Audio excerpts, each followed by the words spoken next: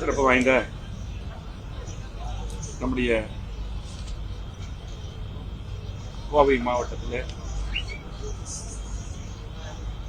தமிழக ஐயர் கூட் owner association நடத்தும் Doha அமைப்பு நடத்தும் 30 விழா நிகழ்ச்சியில் கலந்து கொண்டோம். அந்த சகோதரர்கள் பொறுப்பாளர்கள் பல்வேறு கோரிக்கைகளை வைத்தார்கள். குறிப்பாக சரியாக வாரிய அமைக்க வேண்டும், அவர்கள் தொழில் பாதுகாப்பு வேண்டும். கண்டிப்பாக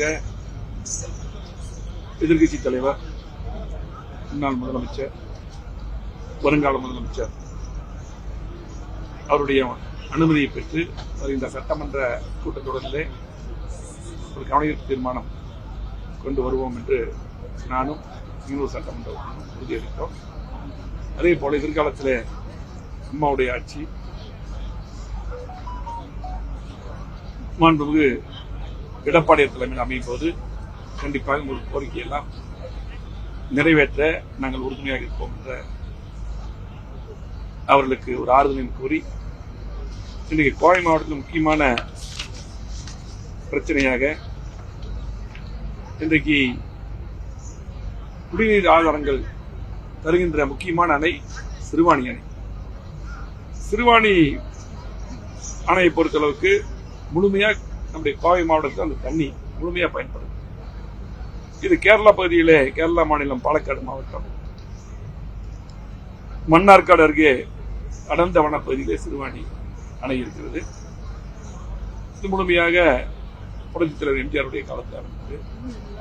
இதனை முழுமையாக கோவை மாவட்டத்திற்கு குடிநீர் ஆதாரத்தை மாநகராட்சி, கோவை மாநகராட்சி மற்றும் சுற்றுப்புறக்கூடிய கிராமங்களிலே பயன்படுகிறது. நீங்க பாத்தீங்கன்னா கோவை மாநகர மக்களின் முக்கிய நீர் ஆதாரங்கள் ஒன்று. இதில் 50 அடி உயரம் வரை நீர் தேக்கலாம். இதுல பாத்தீங்கன்னா கேரள மாநில அதிகாரிகள் செய்வதில்லை. நம்ம இருக்கும் போதே பாத்தீங்கன்னா அது 45 அடியாக நான் உள்ளாட்சித்துறை அமைச்சராக இருக்கும்போது, அதே போல எடப்பாடியார் முதலமைச்சராக இருக்கும்போது டேம் சேஃப்டி என்று இதை குறித்தார்கள். அப்ப கூட நான் கண்டிப்பா 50 அடி தேக்கலாம் அப்படின்னு சொல்லி போட்டு நம்ம அப்பவே வந்து குரல் கொடுத்தோம், சந்திச்செல்லாம் பேசணும். இன்னைக்கு அந்த 45 அடி தொடர்ந்து தேக்கிட்டு இருந்தாங்க. இன்றைக்கு சிறுவாணி நடையில பாத்தீங்கன்னா இந்த 5 அடி குறைவாக சேமிப்படும் நீர் கிட்டத்தட்ட 19% நீர் நமக்கு எல்லாம் போகுது, 19%. அதே போல இன்றைக்கு ஆண்டுதோறும் அணையின் பாதுகாப்பை காரணம் காட்டி நீர் வெளியேற்றப்படுகிறது. ஆனால் அணை முழு சேஃப்டியா தான் இருக்கு. இப்ப பாத்தீங்கன்னா 19/7/2024 அன்று 1000 கனஅடி நீரை தன்னிச்சையாக வெளியேற்றிருக்காங்க. இப்ப 42 அடியோட நிறுத்தி தண்ணீர் போல் வெளியெடுத்து விட்டாங்க. இத வந்து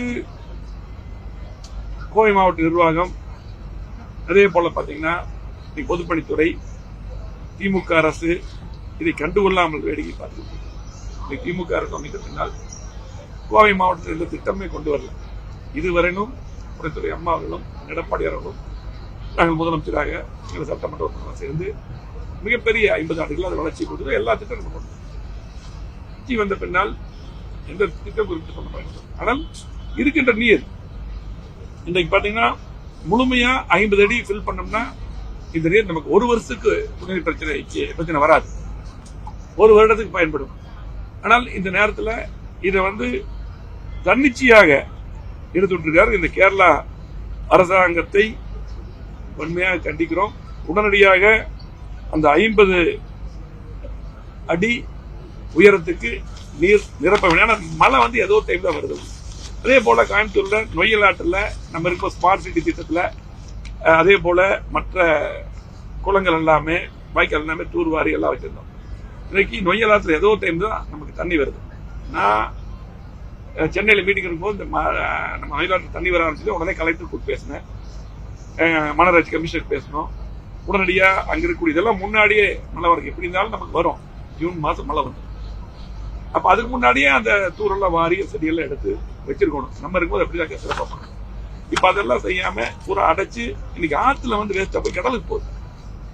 ஆகவே அதையும் வேகமாக செய்ய வேண்டும் என்று சொன்னோம். இதுவரையிலும் அதுக்கு இப்ப கூட பாத்தீங்கன்னா காலையில் கூட நான் போய் பார்த்தேன். செங்குளத்துக்கு வர்ற தண்ணி பூரா அடைச்சிருக்கு, குறிச்சிக்குளுக்கு வர்ற தண்ணி அடைச்சிருக்கு. அதே போல கிருஷ்ணாபுரி சில குளத்துக்கு இது ஒரு பாலம் கட்டணும்னு சொல்லி போட்டு நிறுத்தி தடுத்து வச்சுக்கணும். பாலம் எல்லாம் வருஷம் கூட கட்டலாம், ஆனா ஆத்துல மழை பெஞ்சா மட்டும்தான் தண்ணி வரும். இந்த நேரத்தில் நம்ம அதெல்லாம் எடுத்து விட்டு தண்ணி சேமிச்சிடும். ஆனா தண்ணி சேமிச்சா விவசாயத்துக்கு மட்டுமல்ல, குடிநீர் பிரச்சனை உங்களுக்கு பாத்தீங்கன்னா இருக்கப்படும்.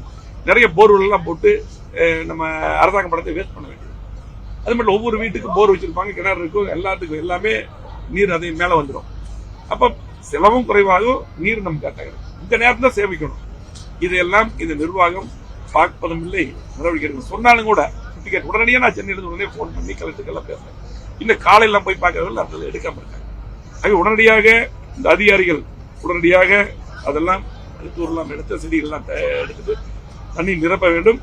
அதே போல உடனடியாக கேரள அரசாங்கத்தோடு தொடர்பு கொண்டு 50 அடி உயரத்துக்கு தண்ணீரை தேக்க வேண்டும்.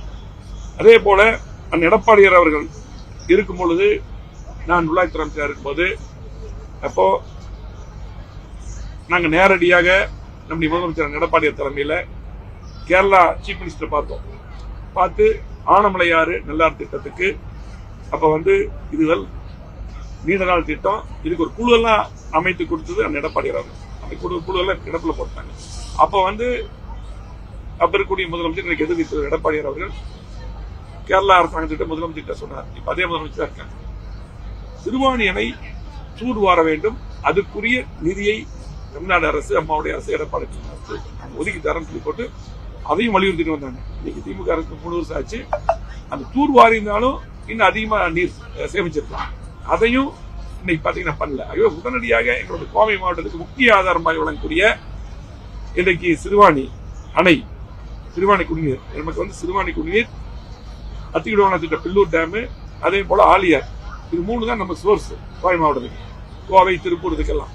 ஆகவே இன்னைக்கு கோயம்புத்தூருக்கு முழுமையாக சிறுவாணி அணை பயன்படுது, சிறுவாணி குடிநீர் பயன்படுது. ஆகவே உடனடியாக கேரள அரசு கூட தொடர்பு கொண்டு 50 அடி தேக்க வேண்டும் என்று பத்திரிகையாளர் வாயிலாக இந்த அரசாங்கத்தையும் கோவை மாவட்ட நிர்வாகத்தையும் கேட்டுக்கொள்கிறேன்.